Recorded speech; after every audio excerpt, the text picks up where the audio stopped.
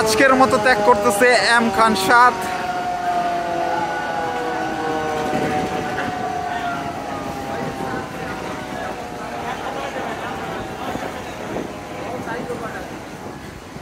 তো আজকে কিন্তু বেশ ভালো গতিতেই লঞ্চটি ব্যাক গিয়ারে আছে।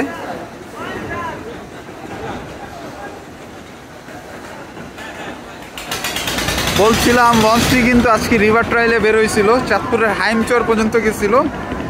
আর আবারও একটু বলতেছি, আজকে লঞ্চটির সর্বোচ্চ আরপিএম ছিল 800 এবং সর্বোচ্চ নটি মাইল ছিল 15 নটে লঞ্চটিকে চালানো হয়েছে। যথেষ্ট ভালোভাবেই পরীক্ষা নিরীক্ষা কিন্তু করা হয়েছে।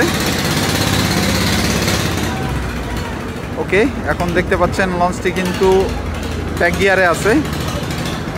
আর ইনশাল্লাহ লঞ্চটি অল্প কয়েকদিনের মধ্যেই, বলা যায় 2-3 দিনের মধ্যেই সার্ভিসে চলে আসবে। বাকিটা দেখার অপেক্ষা কি হয়।